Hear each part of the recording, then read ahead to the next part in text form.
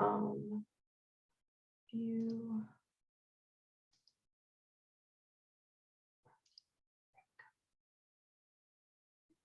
Okay, we're like right at time. I like to always start on time, so good.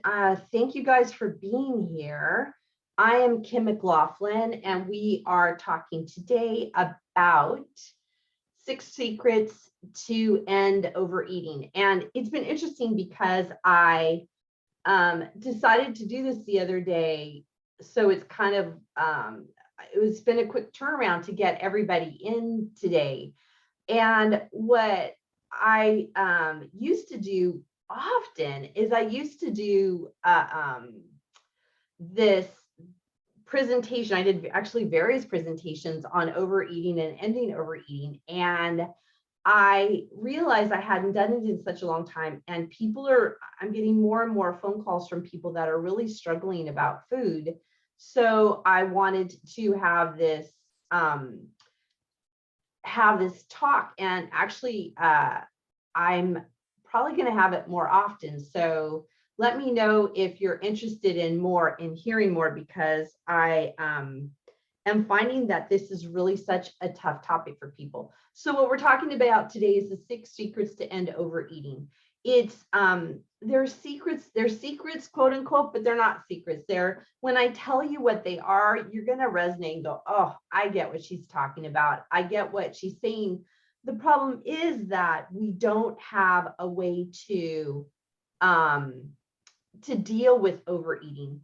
And I'm going to talk about some pitfalls about why what we do doesn't work, because I think that'll make everything make sense. So who am I? I'm Kim McLaughlin. Thank you. I have a little bit of cough. We have a lot of smoke in our area. I'm Kim McLaughlin. I am from Feed Your Soul Unlimited. I help people when they're feeling frustrated, overwhelmed, overloaded, and it ends up in overeating. And then you don't know what to do. And really what we've been told by the media, by people all out there, is that we're supposed to diet. And so we learned that when there's overeating, the only thing we're supposed to do is diet. And if we don't diet, we don't know what to do. And that's why I want to talk about something different than that. So if you need any, let me see in the end, hold on. Everybody, hi. I'm sorry, I've got to get, can you put yourself on mute, Susan? Trying. Thank you. There. I'm like, I don't have it. There we go. Good, thank you. So when we talk about the secrets to end overeating, first, I think we have to talk about, like, what is the problem? Why is there a problem? And what can we do about it? And then we talk about what we can do about it, right? We got to talk about why there's a problem. And what we know is that there is this culture of thinness. There's this culture that we are supposed to be thin, a certain weight. We're always supposed to be dieting. We're always supposed to be having ourselves trying to lose weight. And that ends up being a lot of a problem. That ends up being a big problem for everybody, because it doesn't work. What happens is that the more we diet, the more we overeat, right? I think of it as a circle. Actually, I should have put a circle in my PowerPoint, and I didn't. So, and I forgot. So I'm sorry about that. What it is there's a circle. And so we start at the top, where we are dieting and restricting and trying to lose weight, right? And then you go around the circle and we get to binging. So for when we have diet at the top of the circle, we move around and there is binging, because when we diet, when we restrict, what happens ultimately is we end up binging. And then we move around the circle again, and over here is shame. And that shame is about feeling bad about your body, feeling overwhelmed in your body, feeling uncomfortable in your body, thinking that you don't know what to do. And what we get told is the only thing we can do if we do the dieting, restricting, going down to binging, going back up to shame, where do we go back to? We go back up to dieting because it's the only thing we've been taught how to do. And what I want you to consider is that part of why that happens is because the dieting industry is, I think, what is it, $60 billion, 60 plus billion-dollar industry. They make a lot of money out of us not liking our body, out of us not wanting to be in our body. So they make money off of us. I don't know how better to say it. So the diet industry, the food industry, or the diet food industry, the pharmaceuticals. Oh my gosh. And now we have surgery, all the bariatric surgery, also the fitness industry, and the cosmetic industry, and the clothing industry. All want us to feel bad about ourselves, because the more we feel bad about ourselves, the more they're going to make money. So I find, look there. What I want you to consider is that this has created this culture that we've bought into. And I know that there are problems that we've been told go with weight, like knee problems, hip problems, feet problems, that we're not healthy if we are a larger size. And I want you to consider that the prescription for that is to diet. And what I want you to wonder is the weight really the issue? Because we've been told that. And what I find fascinating is that for every person that has a knee injury or something wrong with their knee, and they're told by their doctor. I just was talking with one of my clients yesterday who was told by their doctor they cannot have knee surgery. You cannot have knee surgery until you lose weight because your weight's causing the problem. Well, that doesn't make any sense to me, for one. And for two, what I always encourage people to say, to ask the doctor is, what would you say to somebody who had a smaller size and their knee hurt? What would you do for them? There is this negativity and kind of shaming, right? There's this shaming of people in whatever size is determined to be a larger size, because truthfully, I always say to people, like, I don't know what a larger size is. It's something that is unknown to me. And so to have it always be that you have to be thin, I think is a huge problem that I really want to encourage you to wrap your mind around. The idea that we have this culture of thinness that says we have to be a certain way, and that all the problems are our fault because we supposedly eat too much or because we're too fat. So just really think of that. And what happens then is that we have these dieting, culture of thinness. We hate our body. And what we know, and actually one of the 6 secrets, is how to move off of hating your body. Because the more you hate your body, the more you would use food because you're feeling upset, right? So the outcome is always a hating of our body, and then that weight fluctuation of up and down and up and down and up and down. And that also causes problems within our body. That's from what I've heard from doctors and nutritionists, that's actually more debilitating to have that weight fluctuation up and down than to have whatever stability of weight at whatever size you're at. So given that that these pieces are part of the problem, what I want to talk about is, what are the 6 solutions? And I want you to think about, like, as we go through each of these 6 components, if you were on a scale from 1 to 10, 1 being it's not a problem at all, 10 being it's a huge problem, 5, I could go either way. Look at each of these 6 areas and where do you fall on that 1 to 10 scale? So you can start noticing, how much of a problem do I have in these 6 areas, and which do I need to focus on more to help me feel better with myself and feel better about my body and about food. So the first part, the first secret is it's about the physical, right? Right. And this is where I always start is with the physical, because when we talk about overeating, it often goes with the body, with the size, with I don't feel comfortable in my body. And so what we think of, as I just talked about, is that when there is a problem with the physical, we think of having to diet. And we think of what's wrong in our body and dieting. And so I want to present something different with the physical. And the physical for me is about how your body works.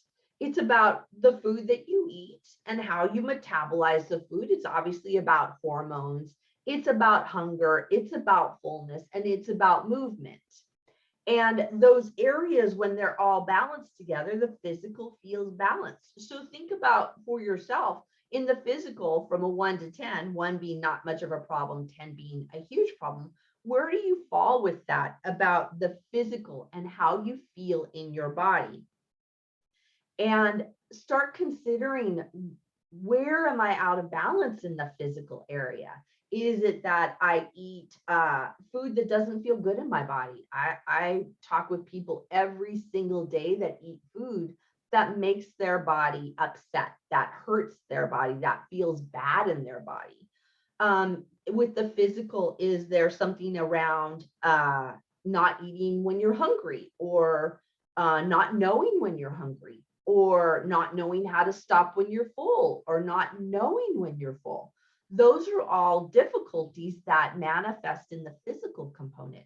The other piece that I find is huge, huge in the physical component is movement. And what I find consistently, I'd say 90 to 99% of the people that I work with, that when we talk about food, part of the issue that that comes up is not wanting to exercise, right? I don't want to exercise. I don't like exercising. I don't like sweating. And I like to think about it with that physical part, is I like to call it movement.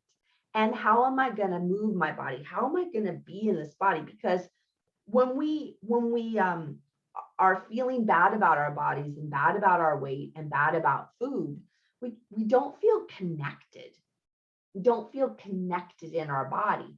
And what I find is that the more we're connected in our body, the more we want to move it. It's we are physical beings in this physical body, and this body needs movement. If you think about kids, kids, you can't stop them from moving. They got to shake it out. They got to move around. They got to move. And what happens is as we get older, and often if weight or dieting or food become issues, then we don't want to move our body anymore, and we stop. And we can't remember what it feels like to move our body, and then we don't want to because it feels uncomfortable. Remember the knees and the hips and the things I talked about earlier. It's like, well, it hurts when I move. It hurts when I was just, once again, I was talking with somebody yesterday, and she was saying that she can't physically move because her knee hurts so bad. But the doctor tells her she has to release weight to have her knee fixed. Well, that makes no sense, right? Her knee hurts. She can't move. But she's supposed to do something about that when she can't physically move. So think about the physical and which of those areas are difficult for you. And once again, on a 1 to 10, where do you fall in that scale, right? Generally, people that I work with are very low on that 1 to 10 scale around the physical and how they feel physically in their body. So that is one of the areas that we need to focus on, along with learning about hunger and fullness and food and how it works in our body, or how it feels in our body. That then, as we balance that out, then we feel better in our body. So the next area that I find is part of that secret that we don't talk about much is the emotional, right? This is what we would call emotional eating, or or having these feelings that come up. And also I know people that that aren't necessarily sure if they're emotional eaters, and they'll say, I don't know, Kim, if I'm an emotional eater. I don't, I can't tell. And what I'm I'm confident is that if you're not sure, then it's probably a yes.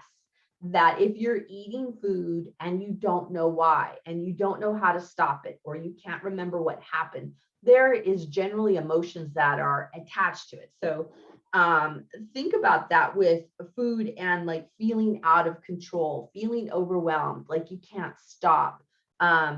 Just eating food and you feel good, right? You have that hit of adrenaline going, oh my God, now I feel better. And what happens is that there's this time that I find that happens between the wanting to have food and once we eat, we feel good, right? We feel good in our body. And then there's a point of time afterwards where we don't feel good. So that's what happens with the emotions, is that when you eat, you actually aren't satisfying the emotions. Like, I know for me, a part of my story is coming home and sitting in front of the television and starting to eat. I think, it's such a common story. And for me, what it was feeling bored, lonely, stressed at the end of the day, overwhelmed from work. And I just wanted to veg, right? I wanted to veg. I wanted to watch television. And so I'd have my thing of whatever, and I just sit there and eat it at the television. And there would be no conscious thought of, am I hungry? Am I full? What will take care of me? But the other thing that I didn't realize at the time was I was actually feeding my emotions. And what we know is that our emotions can't be fed, right? Our emotions can't be fed with food. So you're not really hitting the problem. You're not really taking care of the problem when you try and take care of food or emotions with food. So think about this area of emotions, and where do you fall on a 10 scale? 1 being emotions don't lead me to eat at all. Excuse me, 10, they lead me to eat all the time. 5, I could kind of go either way. But find out where you fit in that idea of emotions leading you to eat. The third area is the mental area, and that's about the thoughts. For me, I don't know about for you, but the thoughts for me were really obsessive. And for me, it was a lot of, you need to eat now, Kim. You have to eat. You're gonna eat. There's food over there. It's there. It felt, my mind felt like it had it was on its own, and it almost like it made me eat, because I couldn't stop thinking about it. I couldn't stop thinking about the food, and that I wanted to eat, or that I was hungry, or that I didn't know if I was hungry. And then the next thing that would happen is that I would, remember we did the diet binge shame cycle, going around and around. So in the diet, when I was in the diet mode, my thoughts would be, I can't eat, I can't eat, I can't eat, I can't eat, I can't eat. Then when we moved around to the binge mode, I have to eat, I have to eat, I have to eat, I have to eat. And then after that, we move over to the shame mode. I hate myself that I ate. I hate myself that I ate. I hate myself that I ate. The only thing I can do is go back up to diet. I can't eat, I can't eat. Do you see? It's crazy making, going round and around in that diet binge shame cycle. And the mental for me was really hard. And it's this is where I think you really have to consider that diets make it worse. For me, when I was on the diet, oh my gosh, I was kind of, my head was a little crazy making. It was talking all the time, lots of chatter, lots of chatter, lots of chatter in my head. And so just notice for yourself how often these thoughts come into being with you. And then the denial about there being a problem, or what the fix is for the problem, or I can't do this, or I'm not good enough to do this. I'm not good enough to be in contact with my body. and to let these thoughts go, right? So the fourth area is what I call lifestyle. And to me, it's this whole catch all of everything that goes on in our life, our routine, our work, our home, our friends, our family. Think about that and how much that gets in the way or leads you to want to eat, right? Being angry with your family members, being upset with friends. Oh, or work, you're overwhelmed at work. I can't believe I have so much to do. They gave me another item on my list to do when I'm already overwhelmed at work, or I don't know if I'm going to be able to go back to work, or we're in COVID and now they're saying I have to get a shot. And do I really want a shot? Or they should all have shots. Like there's all these things that happen, excuse me, in this lifestyle area that is really hard on people and can lead us to eat. So think about in the lifestyle area, how balanced you feel, 1 to 10. 1, I'm good. 10, I feel out of control, or I feel upset with it. It's not balanced. Or am I a 5? And I could kind of go either way. So really look at that in terms of lifestyle around the routine, work, home. You could put sleep in this. You could put eating schedule. You could put vacations. Oh my God, vacations. Those can be difficult to manage when food's an issue. So there's a lot of things that go on in this lifestyle area that can cause you to feel out of balance. Next, the fifth area that's part of the secret and overeating is mindfulness. And mindfulness is that sense of connection to something greater than yourself. Also that connection to your inner self, your inner core, your inner being, that I like to call what I do feed your soul. Feed your soul, because what we want to do is have this kind of metaphorical feeding of our inner self, feeding of the who we really are. And mindfulness for me is this idea of spirituality, this life beyond yourself, but also this idea of how am I mindful inside of myself and listening inside to what's going on with me and noticing what my inner world is. And what happens when we overeat as our coping mechanism, mindfulness gets washed aside. I think of it like the idea that we almost dissociate from our bodies. I think of it like, you're way above your body when you're overeating and not in contact. So then it's hard to feel hungry. It's hard to feel full. It's hard to feel emotions because you're really out of your body. And what I find what happens is that you overeat, and then there's this physical sensation of being overly full that kind of just brings you back into your body. And that feels really uncomfortable. What is missing, part of what's missing in that scenario is this idea of mindfulness. And where am I, how am I being mindful to what is going on inside of me? And that can be done through, when I say spirituality, I'm not saying religion. You don't hear me say that. It could be you have a religious practice. It could be you have religious beliefs, and that fits in here. To me, it's whatever is your sense of a higher source, or what do I feel really connected to? This, I said life beyond yourself. Like, what's this higher world or this higher order that you're feeling inside of yourself or believe to be true? So it's not necessarily a connection to God. It could be just a connection to the world in general. So I hope you get what I'm saying about mindfulness, and really consider how you are on that 1 to 10 scale in terms of mindfulness. And do you feel that you're on the higher end? Yes, I'm mindful. Yes, I'm at an 8, 9, or a 10 around mindfulness. And I really am connected to my inner being, to my spirituality, to the sense of myself. I'm practicing mindful techniques. that that help me out, and I feel on that greater end. Or it could be, Kim, I don't do any of this. I don't feel connected at all to myself or to something greater. And that's a real big problem for me. And that would then be on that lower end of a 3, 2, or a 1 on that 10 scale.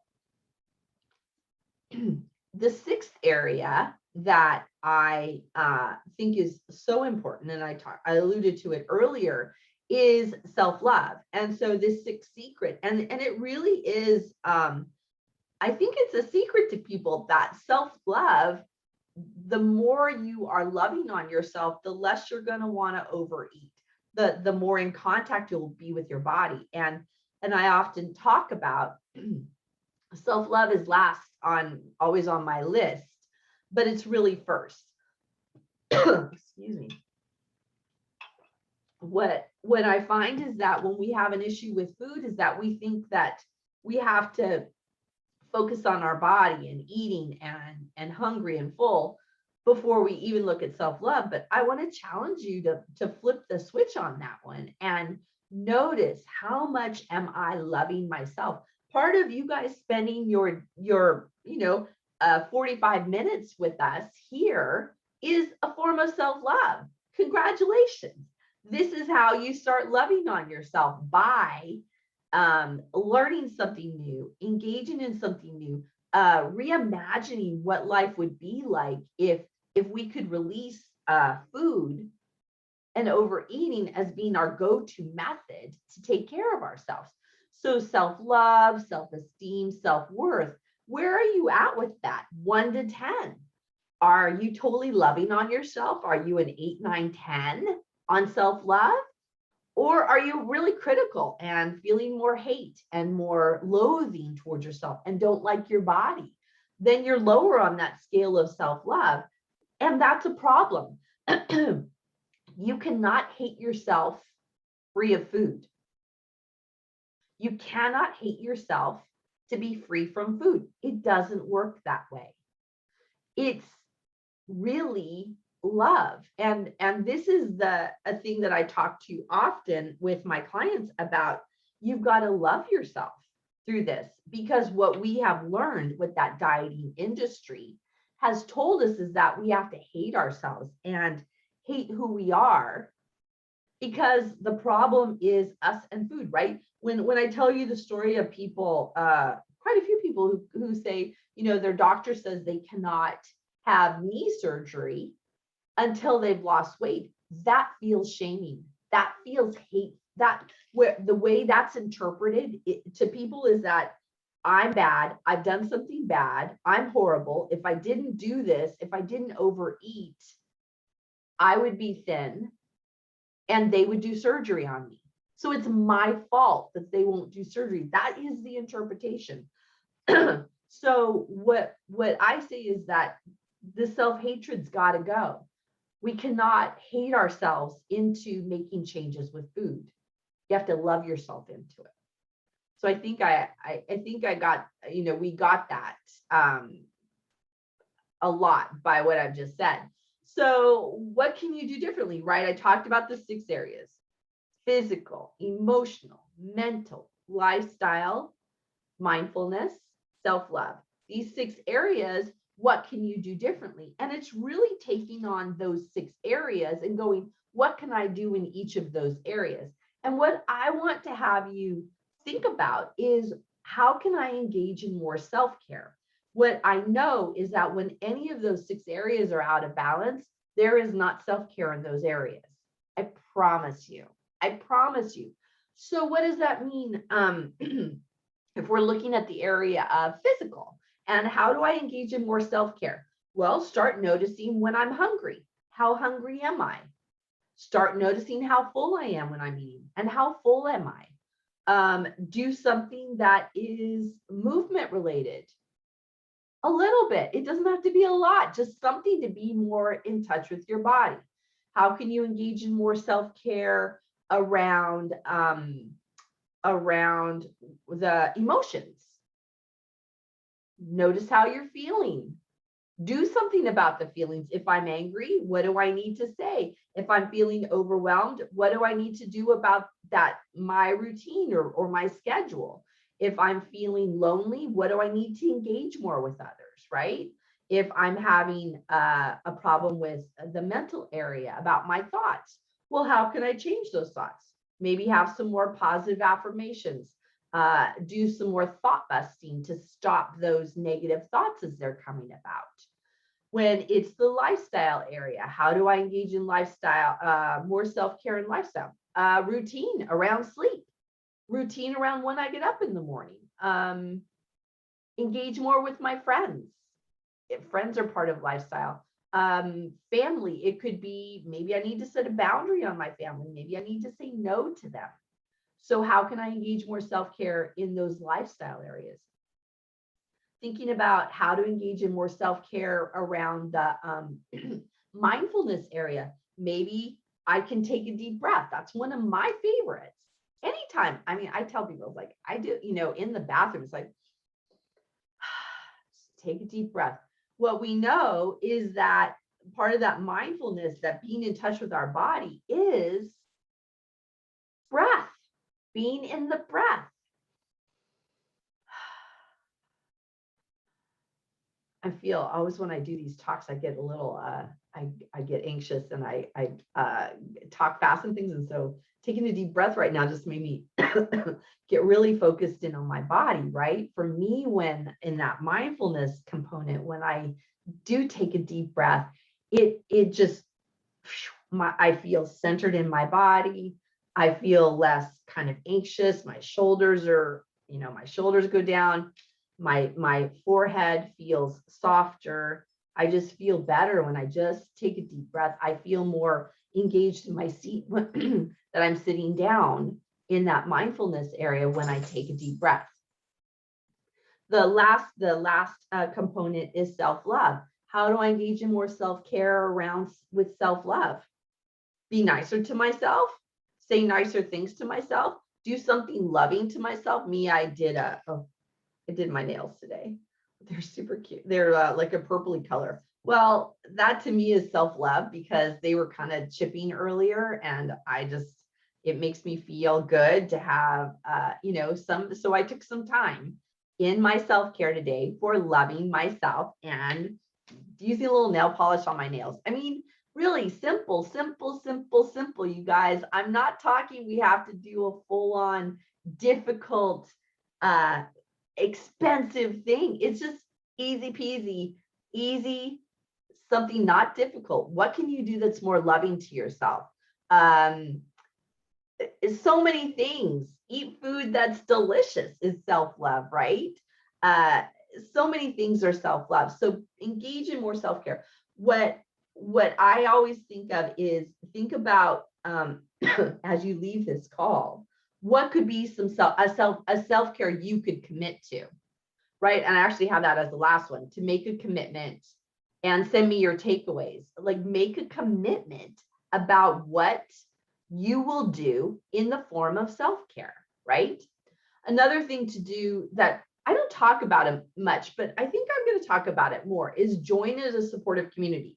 Join in a community that doesn't focus on weight loss, that doesn't focus on dieting, but focuses on what's going on, honey, what's going on that you might feel like you need to eat, or how are you taking care of yourself, or how are you engaging in self-care? How is your self-love, right? Let's go meditate together. Let's go do something fun. So being a supportive community is really helpful to boost yourself. And also making yourself a priority. One of the things I always appreciate about when people come to these calls or listen to the rebroadcast of it is that you've made yourself a priority. You've really put a stake in the ground, a stake your claim, so to speak, and said, for this time, I am a priority. I am learning something different. You can't come to a call like this and not learn something and go, I have an interesting takeaway. That's interesting. I'm going to try something different, or I've had my mind expanded. I've had a new idea, right? And so make yourself a priority with this. And lastly, it's it's stop trying to do the same old thing and expect to get different results. What they call that? Insanity. Doing the same thing over and over and expecting a different result, right? When you do the same old thing, when you do the dieting, when you do the weight loss, hating yourself, I should do better. I can't eat this food. I can't do this. It really affects you in a negative way. And you're doing the same old thing. And that's once again that diet, restrict, binge, shame cycle. Because then all we know how to do is go back up to dieting again. And I want you to get off of that diet, binge, shame cycle, because it just goes round and around. And when we do these things that I'm talking about, these 6 components, we actually are getting off of that hamster wheel that goes round and around, and we can get a different result. We can have something differently. We can have a different relationship with food, right? So I really am going to encourage you to make a commitment to do something. And I'm going to send later, I'll send you an email, but send me your takeaway and send me what you're going to do differently, because I want to hear more about what you're doing. Truthfully, this is the supportive community part, right? Because like when I hear what other people tell me what they're doing, I go, oh, I haven't thought of that one. That's a new one for me. I want to try that. Or I haven't done that one in a while. I like that. I want to try that one, right? It helps me and it helps all of us. One of the things I have is the Facebook community, and I'll put it in the chat in just a little bit, and I'll send it later in an email. Feed Your Soul community on Facebook. We're a free Facebook group where we can support each other. I give helpful tips. I give just uplifting things so that you can feel better about yourself. So we got to stick together because it's really hard. This can be really hard. And it's not impossible, but what do I call it? It's simple. It's just not easy. It's simple. There's simple formulas. It's just not easy because we live really in this society that really values dieting. Really, I mean, I was indoctrinated in the dieting mindset since I was a kid. So that's a long time ago. And I suspect most all of you were indoctrinated in it since you were a kid. And that can be really difficult. So what I wanted to do, oh no, my link, it all went away. Dang it. I'll have to put it up for you. So what I have is an offer for you. This is crazy. I did my PowerPoint earlier and it looked super good. And now, oh, there it is. Magically it shows up. It scared me. So what I wanted to offer to you guys is that I have my Eating Solutions do-it-yourself group. It's a program. It's not a group actually. So it's not, you can join in the free Facebook group where you can have interactions. But this is a do-it-yourself, 8-week do-it-yourself. What happens is each week you get one of the 6 components, and we bookend it with the first one is about dieting, then the 6 weeks about all the 6 components we talked about, and the last one, the 8th, is about a wellness plan. So it gives you kind of soup to nuts, as they say, a way to focus on these 6 areas and have peace with food. It's the value is $497, and I have it on my website. If you look on my website, it says $197. What I'm going to do is I'm going to send you guys a link for it to be $97. I don't do it this low, you guys. I'm not going to do it. I'll only do it during my talks. So you will not find it on my website for this low.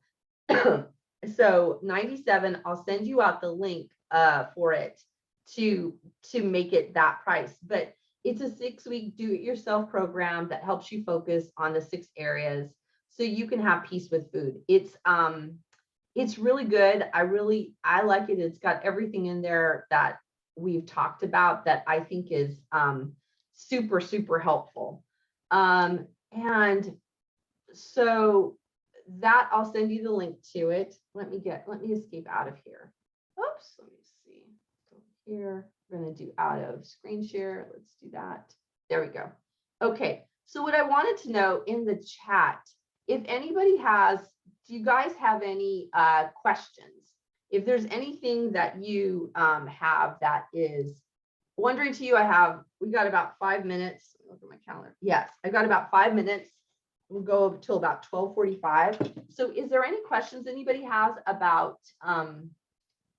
about this, what I've been talking about, anything, I'm going to put the Facebook group in here. Copy. If you could put it in the chat. There. Okay, there's the Facebook group. I'm going to put in the self-study. Oh, the other thing I didn't talk about was, okay, wait, I'm putting stuff in here. Here is the, the self-study. Oh, good. Thank you. Very good ideas. Yeah. Hey, and if you guys want to put your takeaways in here and what you find, what's your commitment? Like, we're a group right now. So what's your commitment? What do you think? What will you do? What's one thing you will do differently in order to look at yourself, your body, food differently over this next week? Make it a real quick thing. While you guys are typing that, also this last one is the Feed Your Soul with Kim podcast. I have that. And this is another way to get support. Ooh. Okay. Feed Your Soul with Kim. I'm going to read podcast. So my podcast is another way to get support. So the do-it-yourself group, the podcast, the Facebook group, Feed Your Soul community is the Facebook group. Sorry, I'm typing. How do we copy this info? What you do is if you go down to the far right-hand side and you click more, you can do save chat. There's down at the bottom right hand, go into the chat, down to the bottom right. I'll send it also to you. All the stuff, I'll send it to you.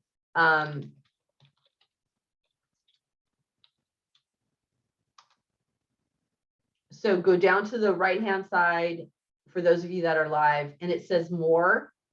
And if you click the more, the very top of it says save chat.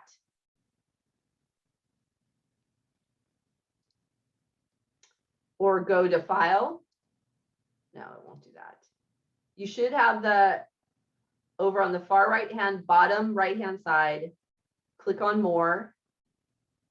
I'll send you all the links. Don't worry, I'll get it to you. I will make sure you guys get all the things that are on here. So yeah, the three dots at the bottom.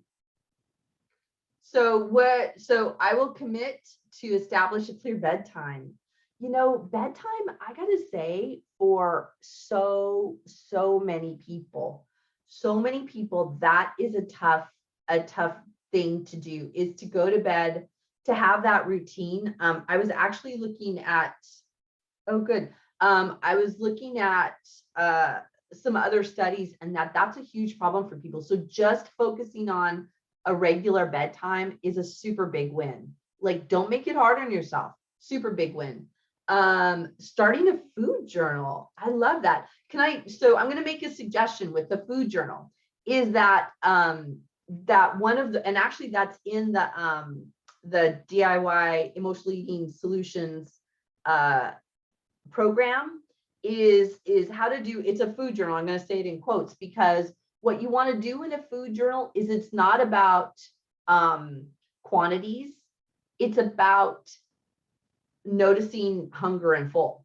So writing down the time of day you eat, generally what type of food you eat, how hungry and full are you from 1 to 10, and start noticing how hungry you are and putting that down, and the time of day.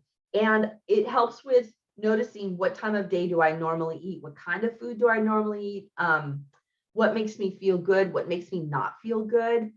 And and then you can also do that and say, how full am I at the end, right? When you're done eating, 1 to 10, where am I at? 1, I'm fine. 10, I'm stuffed. And to know that. And so it's this way of breaking free of that dieting mindset, but getting in touch, right? That mindfulness, in touch with our body. That's what we're looking to do, is getting in touch, back in touch with ourselves. So good. I love these takeaways. These are super good. And so we've said it in a community. So that means that, it'll help you remember that this is something you want to do. I really hope you guys consider the emotional eating solutions, the DIY. I gotta say, $97 is super affordable. You will learn something, I promise you. It's each week you get in your inbox a new, each of the 8 areas. So you'll get the first week, then you work it for the week, and then you get the second week, you work it for the second week. So I really encourage you to do that, because it can be life-changing. That's just kind of what I think. I'm going to put it in there again in here, and I will send you the link in a little bit. So I'm going to go in and also, good. I'm glad you want to join. That'll be great. So give me a little bit. I'm going to go in and change the price because I just decided before I got on, I thought I just want to give you guys a super special price. So let me go into the file and let me get it changed. So give me a little bit and I will change it. I'll keep it up at that price until Sunday night. So anybody listening on the copy, on the repeat till Sunday night, I'll keep it at the 97. But I just want you guys to get in. I want you to learn something new. I want you to try something new. So please do that. Thank you so much for being here. I know there are a million things you could do with your day.